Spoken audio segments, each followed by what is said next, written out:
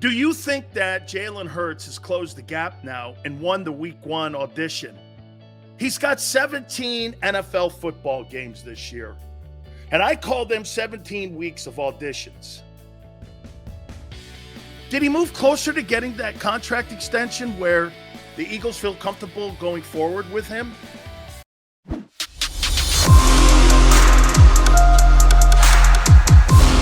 Welcome to a Football Friday. It is your boy Big Sills. Please hit the like button. Isn't it cool that if you're a Eagle fan, that you get the opportunity to sit back and kind of relax on Sunday and get to choose the game you want to watch and get yourself ready for a motivated Monday when you got to take on those gigantic, powerful Minnesota Vikings. Woo! Woo! Oh, the greatness of Jonathan Gannon and Nick Sirianni. They scare me. Holy cow, man. I mean, I'm going to have my A game going with Jonathan Gannon and Nick. That's for another day, okay? Happy Friday to you. Happy Football Friday to all you guys. Stir it up, baby. There you go, Daz. I appreciate everybody coming aboard here. So I'm watching social media, and if you go over to Fly Eagles Fly or Eagles Twitter, hey, you see Herbert? Man, I mean, really? I'll take Jalen over Justin Herbert. I watch that, and Xander has to sometimes pull me off the ledge because when I see that, I'm like, wait a minute. You don't really mean that, do you? You guys love Jalen Hurts' attributes more than you like his talent. Do you understand that? You like this kid. Would this be a fair statement? And Xander, you tell me too. Would this be a fair statement? Jalen Hurts may be the most beloved Eagle in his early career of all time. Of all time. Owner loves him. Questionable on the GM. Fans love him. Okay? Even if you're a detractor, you like the kid. Very seldom do you do. Watch this. Aaron Rodgers, man. That guy is a great football player. I can't stand that guy as a human. Same thing with like Kyrie Irving. Kyrie Irving is a tool. Anybody who suggests that Sandy Hook was a mirage and those people were actors and he follows that guy is a toolbox. But he's a great player. And you're like, man, that guy can play. And when he was with LeBron at 37 that night in that closeout game, unbelievable, right? Tom Brady's one of the very few guys you go, that guy's just great and he's cool. When I grew up, I wanted to be Tom Brady. Favre also, man.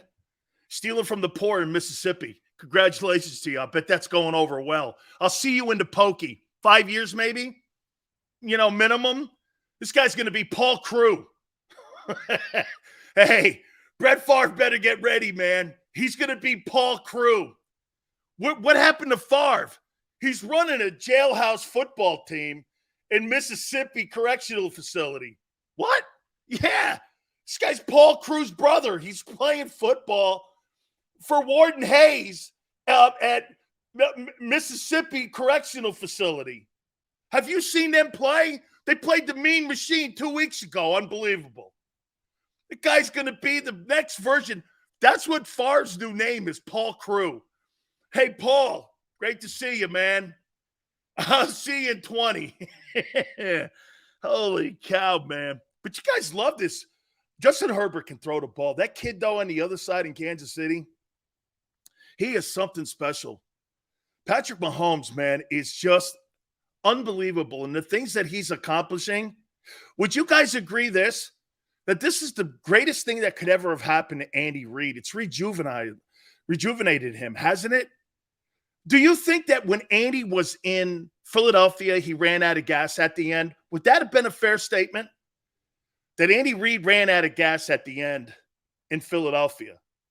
And that was one of the reasons for his departure, too. Wasn't the fact that, it just wasn't going anywhere. But wasn't it just time for a change? Hey, it happens to everybody. Great CEOs, Hey, man, how many times do you see CEOs move on and then come back and do a great job? The guy at Apple, he left. Steve Jobs, then he came back. The program and Apple and all their programs went to a new level. You see it all the time, man, right? And it's no shade on Andy, but it probably was time. This kid in Kansas City, though, it's rejuvenated him, man. He looks like a better coach. You know, the 2 minutes into the half and the 2 minutes at the end of games, I don't think that's ever going to leave him because I think he's so gung-ho on getting the ball down the field because that's who Andy is. But I was saying it last night. I even tweeted it last night. That dude, man, is a great play caller. Andy Reid is one of the greatest NFL head coaching play callers of all time. That guy can call, man, plays. He is spectacular at getting it done. And Mahomes is like he's like a band leader out there, man. Going here, going here, going there. That's what you envision your offense to look like. So spread out. Man, he did a really great job. Great college football Saturday, too. There's a game tonight, I believe. FSU in Louisville, I think, is tonight, too. So that'll kick off your football weekend like it did last night, NFL-wise. NFL Sunday. May I say something to you? Why do I like the Saints over the Bucs on Sunday? We'll take a look at all the Week 2 games, including a little bit of what happened last night. But I do want to start it out with this. All right, let's do this. If Jonathan Gannon gave you more room for pause on his ability to handle the Eagles' defense, do you think that Jalen Hurts has closed the gap now and won the Week 1 audition? He's got 17 NFL football games this year, and I call them 17 weeks of auditions. Did he move closer to getting that contract extension where the Eagles feel comfortable going forward with him? Do you feel better about him today after the Week 1 game than you did prior to him going into that game? And I'm not just talking about him doing this. Hey, let's wait and see. And I'm not asking you that right now. Hey, let's start working on a contract. I'm asking you, do you feel better about Hurts today as he gets ready for the Monday game? That could change, right? That could change a little bit after Monday. I'm not holding your feet to the fire here. GT says yes. Let's see if he can beat good teams. That's a great take, and that's a right take. But again, you got to still beat the teams in front of you to build up the equity to get to a game like that. It's a big game because the Eagles won against the Lions. Both teams 1-0. Obviously, the Vikings had more of an impressive win over the Packers than what the Eagles did. But this is a big game. Network television, prime time. Here, absolutely. Brian says no. Am I the biggest Jalen Hurts detractor? I would think I am. I feel better about it. I feel better about him, and I feel more comfortable with him going into Week 2, if that means anything to you. I went back, and again, like I said, I watched that game a couple times. There were things in the game that I really was impressed with him on, and I've pointed some of these out to you already. The sacrificing of his personal stats to not take minus yards. I love that. He didn't get enough credit for that. You notice? Nobody in the media, and everybody was looking at that 56% percentage completion. Even I did on Monday, right? To my fault. Until you go back and you really dissect it. Now, look, am I saying that this guy's Justin Herbert or Patrick Mahomes? Absolutely not. I'm nowhere there. But he found ways to win that game. Wasn't for Hurts. Hey, Hurts was the most important player on the field. It wasn't A.J. Brown. He was the most important player on the field this past Sunday. He's not on the field, they don't win. Actually, they probably get blown out. I feel good about that. I feel real good. I mean, I feel better today. A little bit. I'm not saying that, look, I'm not sold on him. But what I am is he's maturing. Even more so, he's maturing at the position in front of us. That's also growth, my friends. You just don't have to grow with your arm. You can grow maturity-wise in the pocket. Here's a great example of a guy who can't mature in the pocket. Sam Darnold still throws picks. Hey, Justin Herbert still throws picks. That pick 6 last night was the game. Flex says he's not eligible to the offseason. Flex, I know this. I'm talking about us, not management. I'm talking about us. Are you feeling more comfortable with him moving into week 2? I saw maturity is what I'm saying to you. Okay? And you know I'm still a detractor. Frankie says as a player, he's fine. As a long-term quarterback, he has a mountain to climb with less tools than Herbert and Mahomes. I don't think Patrick Mahomes has a ton of talent on that team offensively. What are you looking at? I agree with Justin Herbert, and I think Josh Allen, okay? Philly goes, Sills, did someone talk to you? No, I went back. Philly 559. I told you this. If I start to see improvement in things, I'm going to give the kid credit. I'm not going to take a dump on him. Or as he likes to say, a deuce.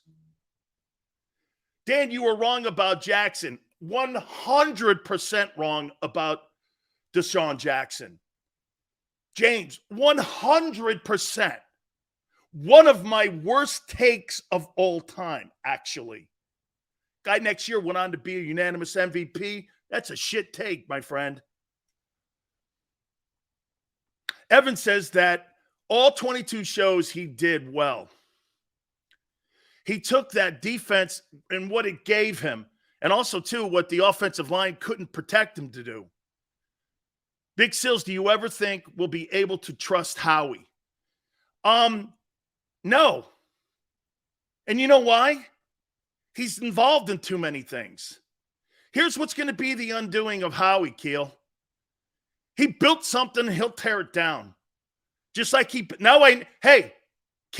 now I know what happened to your 2017 team.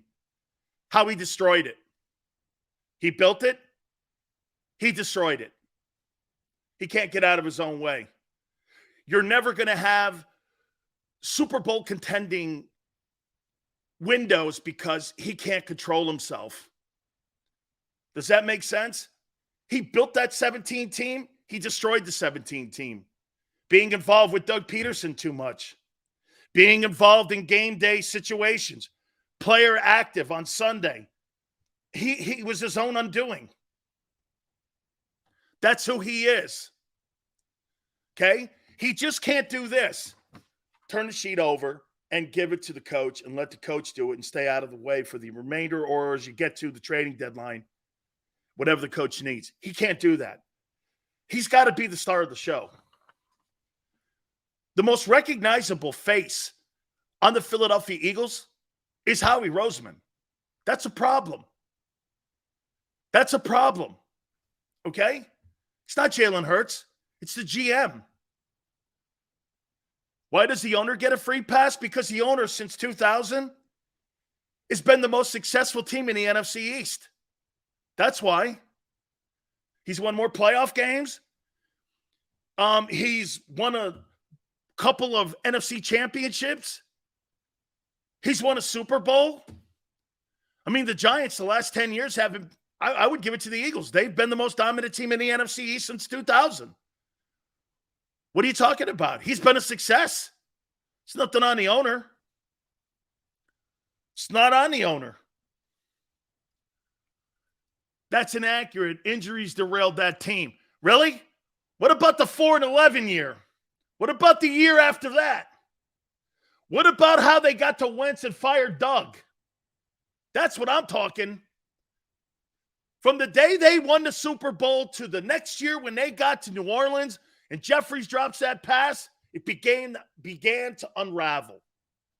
And the guy who was the architect of it unraveling is the current general manager of the team because he's the last guy standing and with a new 3-year contract. Okay?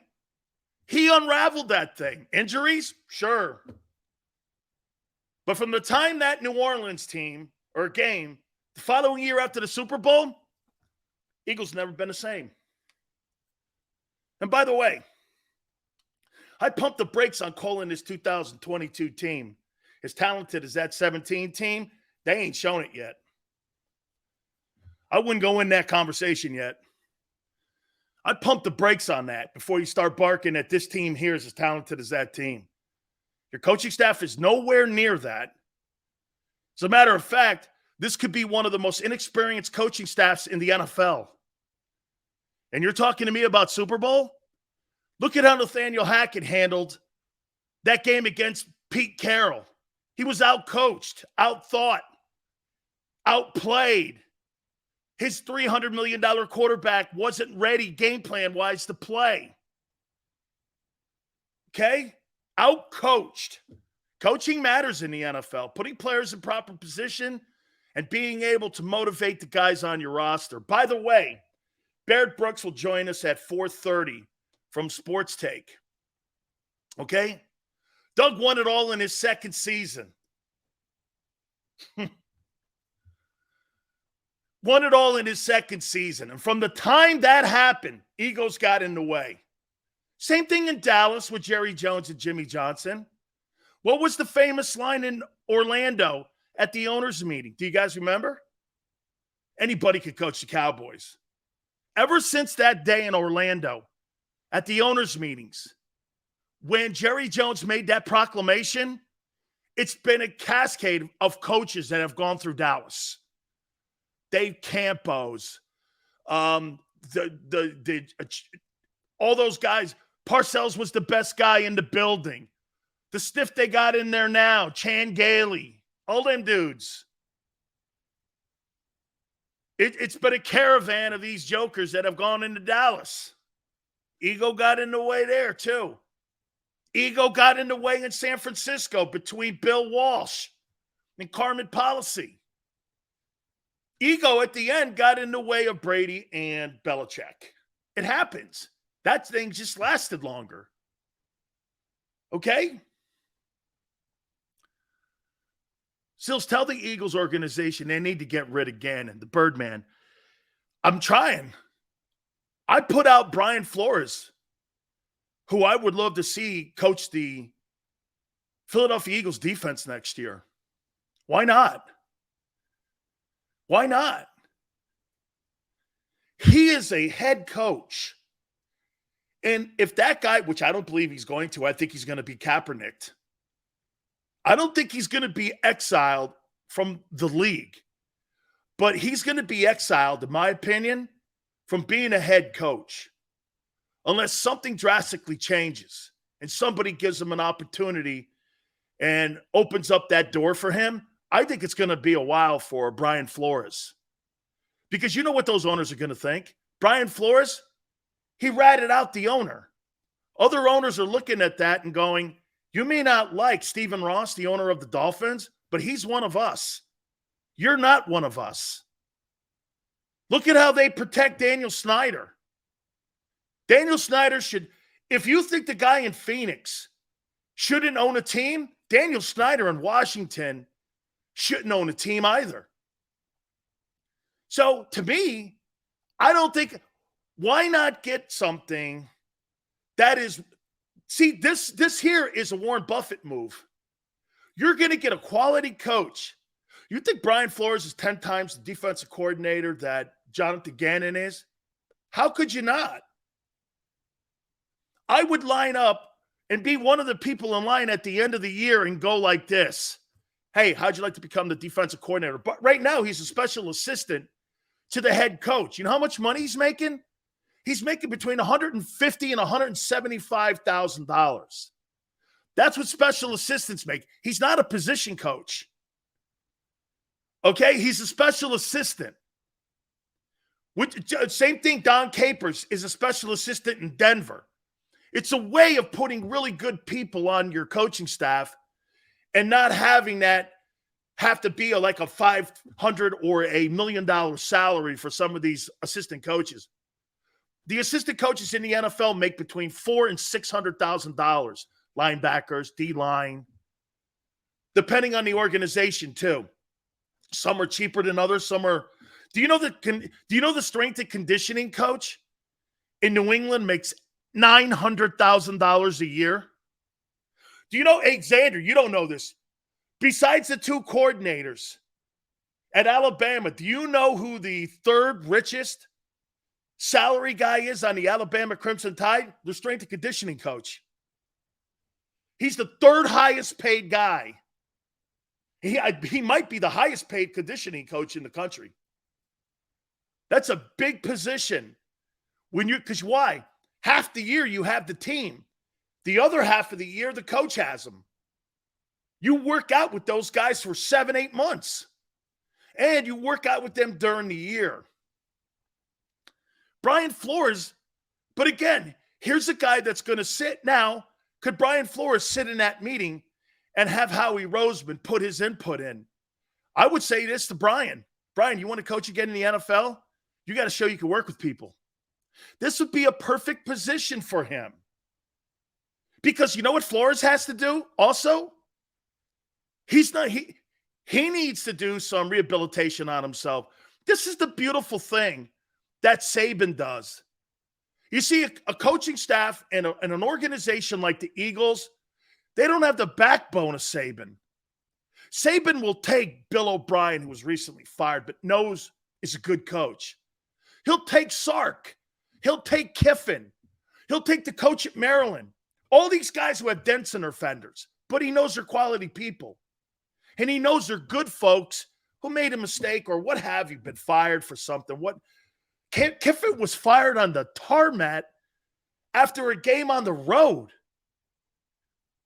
They fired him on the tarmac. Saban took him in. Knew he was quality. A lot of places are afraid of guys like Brian Flores. Why? The guy's a leader. He's an absolutely great decoy. This guy's got 6 Super Bowl rings. 6 Super Bowl rings. And you want to keep that turd in Philly? Why? Because Howie can push him around, sit in the meeting and tell him what to do, who to play? That's unraveling your team. That's not building, hey, let's do this. Isn't it time for Howie to build a good coaching staff? Isn't it time for him to build a legendary coaching staff? One of the reasons Pittsburgh is so good every year, look at that coaching staff. Alfredo Roberts at tight end, Dunbar. Hey, Xander, Carl Dunbar was the defensive line coach at Alabama for 7 years? Do you know he was the D-line coach at Alabama when Jeff Stoutland was there? The 2 line coaches at Alabama that poured the cement for all these guys that go in now, Dunbar and Stoutland were at Alabama. Did you know that? They hire amazing coaches. That was always one of the great things in New England. I don't think they have it any longer. You had Brian Flores in the building. You had great assistants. Matt Patricia was a great assistant coach. He sucks as a head coach. Bill hires all these great assistants. It's not his fault they're not head coaches. There's more to it. Bill Belichick sucked in Cleveland. Harder than you think than it is when you're talking about being a head coach. Howie's got to build. Howie built look at the coaching staff that they built for the Super Bowl. Jim Schwartz, Frank Reich, Doug Peterson.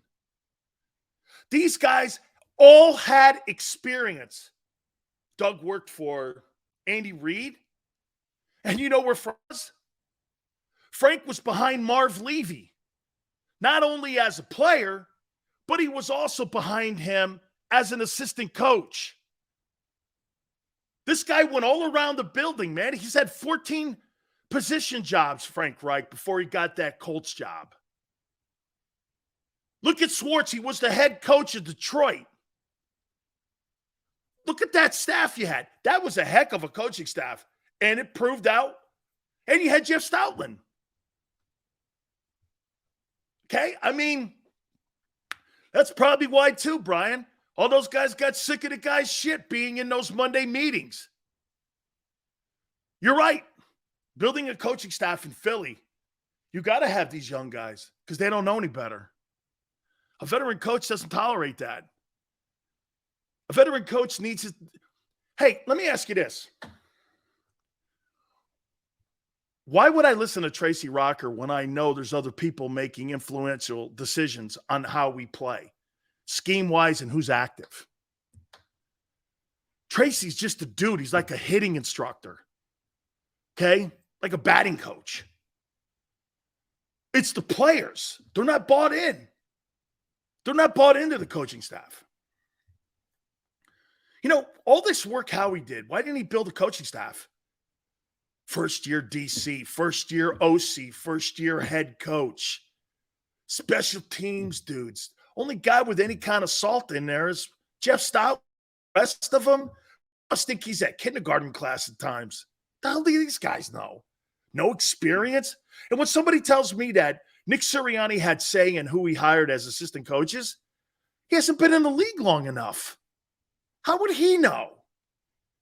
What quality guy could he possibly have worked with or worked under him? He hasn't been in the league long enough. Right? Howie's built this team, and you know why he hasn't built a good coaching staff? He could push the coaching staff around. He's not having Doug Peterson again like that. He's not. And the reason he could build this team, oh my God, Jalen's their boy. He is. It's because of the salary. They could do anything they want salary cap-wise because he makes $1.1 million. I've told you this. You wait till they have to start paying him $35 million. If they get to that point, then we'll see what kind of capologist he is.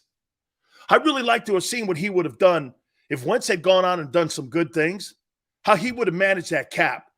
Still got Alshon Jeffries on that cap at $5.5 million. The restructuring contract so that they can get under the cap if they have to make a move by the trading deadline.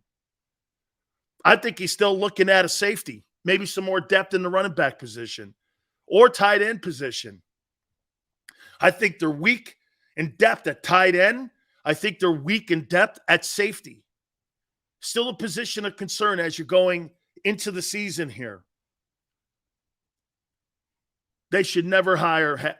They're not going to hire Seth. They would never look at Seth Joyner, even though he'd be a quality pick to be a D coordinator. Howie would not be able to boss around Seth. You're not going to stop that. You may not, but here, follow me here on Brian Flores. Brian Flores needs some rehab. He's got to prove he can work with an organization if he wants to be a head coach. You just can't go around accusing people of fixing games, racism, and all that stuff and think all of a sudden you're going to land an elite job like the Philadelphia Eagle defensive coordinating job. And if he wants to be a head football coach again, he's got to show he can work in the building, and it was a Stephen Ross deal, not a Brian Flores deal. So if I were him, I would be looking to be a defensive coordinator to build my equity back up again like those coaches did at Alabama, because he's going to need it. If his ego is too big and he thinks he should be a head coach, you'll be waiting on the vine a long time, my friend. That is not going to happen.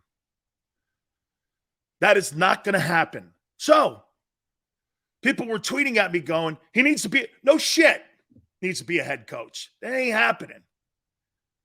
You could get a quality guy like that needs to go through career rehab to let others know that, hey, I could be trusted and work with when you're talking running an NFL team.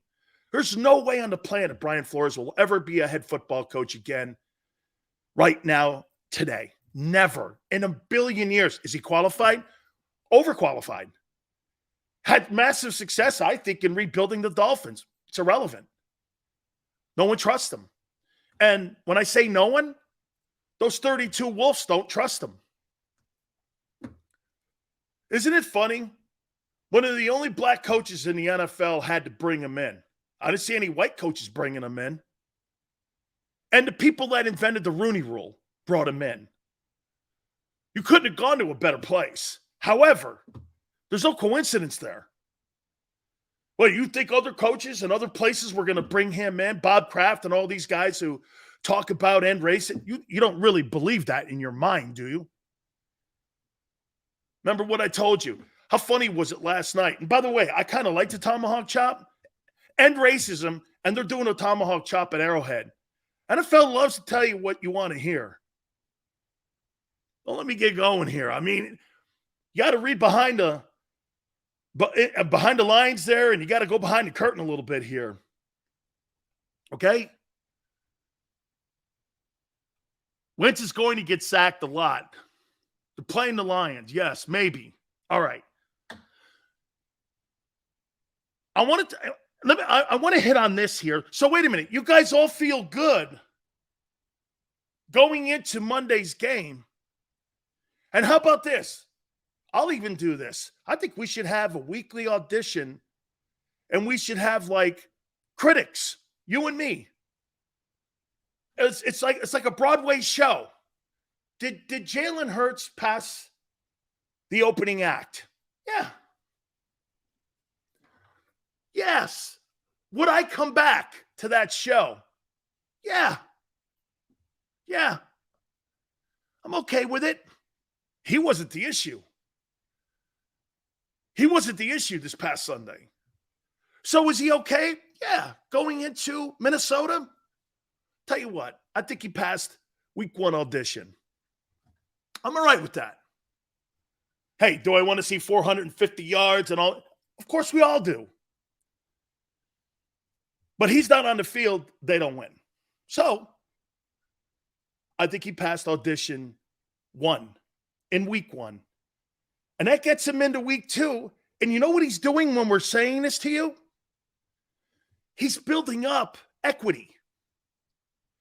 He keeps putting these weeks together. Pretty soon you're going to start doing this. There's a trend. But I do agree with Daz. You got to win against games. Xander said this 3 weeks ago. This guy's got to win games like Monday. If he's not going to be Justin Herbert, do we all agree? If he's not going to put up numbers like Patrick Mahomes, 7 touchdowns, no interceptions in the first 2 weeks, it's crazy. Okay? He's just crazy. If he's not going to win games like that, he's got to beat the good teams. Okay? Because there's nothing else to gauge him on except empty calorie stats and beating bad teams. That's what he has right now. Jalen Hurts beats bad teams with empty calories as we go into the Monday game. However, those calories will start meaning more if you beat Minnesota. You feel me? All right, hit the like button. Don't forget my good friends over at Morgan & Morgan, where the fee is free, guys. If you're hurt or injured on a job, one of the most important places that you can go to have people defend you and your family when it comes to fair compensation is Morgan & Morgan. Past 30 years, they've collected over $13.5 billion for their clients, which means this. They're there to defend you to the best of their ability. They're the biggest law firm in the country when it comes to getting compensation for their clients. With over 800 attorneys in offices in Philly, New York, and in Florida, nobody intimidates Morgan & Morgan. Like I said, the biggest firm there is in the country. Call them at 800-512-1600. That's 800-512-1600. The call is free. The consultation's free. And when you call them, do me a favor, tell them Dan Sileo sent you. After a car crash, the big insurance companies you see advertising on TV, they may try to downplay your case and might say it's only a fender bender or it's just a herniated disc. I worry that some law firms fall for this BS. not us. We put ourselves in your shoes and ask, what would it be like to be in your pain for the rest of our lives? $1 million wouldn't be enough for me. There's only one Morgan & Morgan. ForThePeople.com.